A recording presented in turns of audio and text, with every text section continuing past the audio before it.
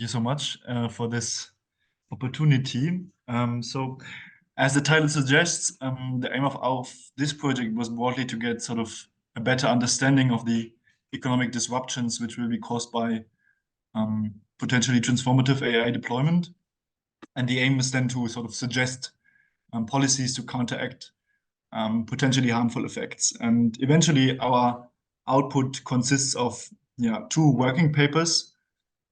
The first one has sort of a rather broad view and focuses on the labor market impacts of AI and sort of suggests policies to mitigate potentially harmful effects. And the second one asks a rather specific research question, namely how AI will diffuse into low and middle income countries.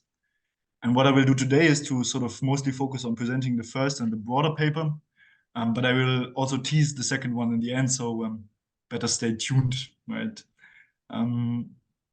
Okay, so I hope, right, okay. So the question we focused on was, right, how AI will affect our labor markets to provide a range of policy suggestions. And what we realized fairly quickly is that sort of economists tend to have very diverse opinions on the labor market impacts of AI. And while some economists are very optimistic about AI's impact on work, others tend to be much more skeptical. And what we eventually did in our work is not to provide an additional prediction on the labor market impacts of AI, but rather to provide a framework for differentiating essentially between different positions on the effects of AI on labor markets and labor demand, to be more specific. Right. And so more specifically, we stress that many predictions can essentially be differentiated with respect to two questions. The first one being, how many tasks is AI going to automate or displace human workers from? And the second one being, how large are going to be the aggregate productivity effects of AI? And these dimensions are important in predicting AI's impact on labor because they essentially jointly determine the demand for labor in our economy. Why is that? So labor displacement essentially has a very negative effect on labor demand. So if AI allows us to execute sort of tasks previously performed by humans with machines, then firms require fewer workers to produce a given output, meaning that the demand for labor in our economy goes down. Aggregate productivity effects have a positive effect on labor demand. And that's because as productivity rises, firms are able to decrease the price they charge for their products. And in response, households become essentially richer and purchase more goods. So they consume more. And as a result, more labor is necessary in production. And so if we would sort of grossly simplify, we can sort of draw a 45-degree line in this diagram, resulting from the origin. And all scenarios, which are then sort of above the line, correspond to a falling labor demand. And all scenarios below the line essentially correspond to an increase in labor demand. So scenarios above the line are more rosy, and those are like less rosy, and the ones below the line are essentially more optimistic. What we then did was we categorized the predictions of different economists along these two dimensions. So the first camp of economists we identifies sort of predicts that the effects of AI on aggregate productivity and the effects of AI on labor displacement are going to be low. So labor demand essentially remains fairly unchanged in that scenario. And that's because sort of labor displacement is good for labor market. So low labor displacement is good for the labor market, but low productivity effects are essentially bad, right?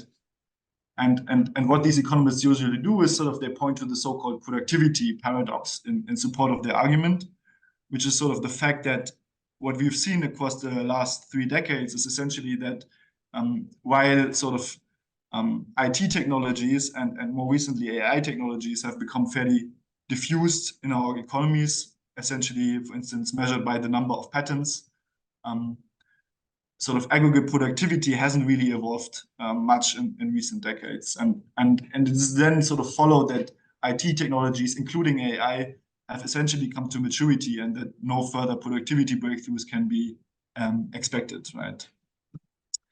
A second camp of economists is even sort of less optimistic they essentially believe that productivity increases from AI are not really going to be expected, but that still AI is going to displace a lot of workers. And taken together, sort of this leads to an overall decrease in labor demand. So that's a very, very pessimistic sort of stance.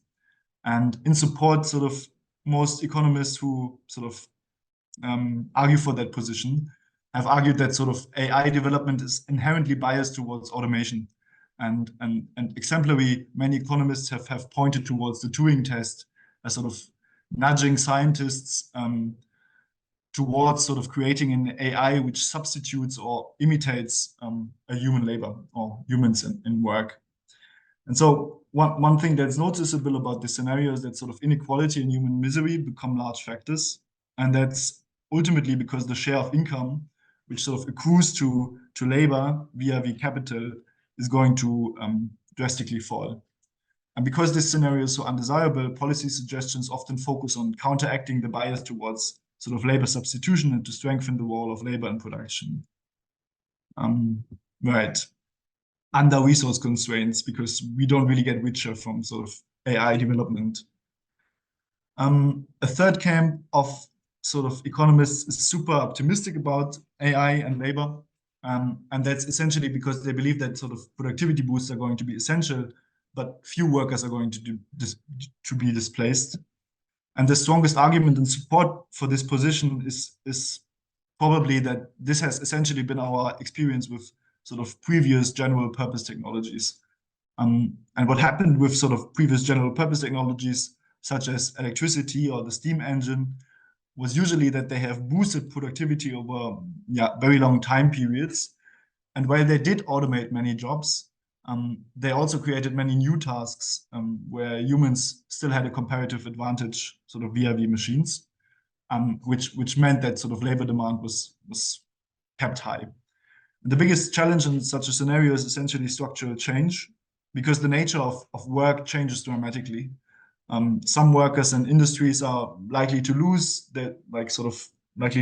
workers are going to lose their job and have to reallocate to new sectors, and sort of policymakers have to sort of soften the adjustment costs that arise from AI, for example, by retraining or upskilling.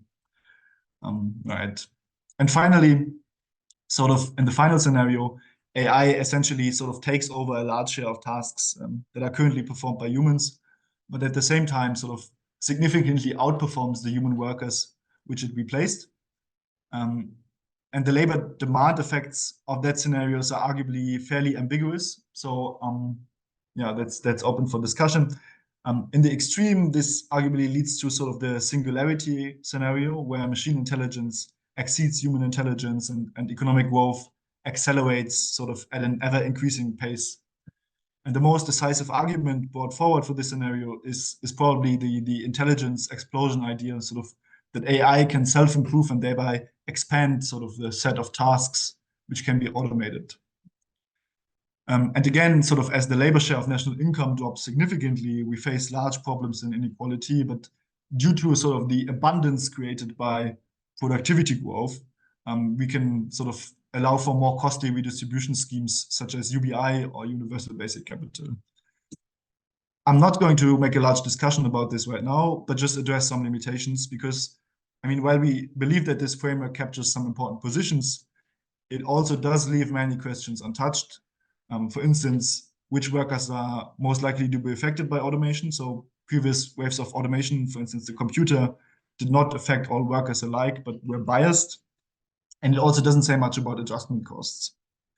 Right, and then to finalize, as promised, sort of, I will quickly tease Rafael's paper, which sort of looks into the diffusion of AI technologies into low and middle income countries. And that's arguably fairly important because, for one, sort of a large fraction of the world's population lives in developing countries. And the second reason is basically that the impact is also likely to be very different compared with developed countries due to sort of lower resilience, different drivers of economic growth. So a stronger focus on labor and like a larger focus on sort of capital in developed economies. And what the paper then does is sort of investigate the diffusion of AI tech, both from a theoretical and an empirical perspective, right? Sort of empirically, for instance, it looks into sort of the rate of AI diffusion to 16 low and middle income countries, and measuring diffusion through multiple avenues. And I encourage you to sort of reach out to Rafael if you have any questions about that. Right, and that's it. If you have further questions, please come up. I'm happy to talk about this. Yeah, thank you.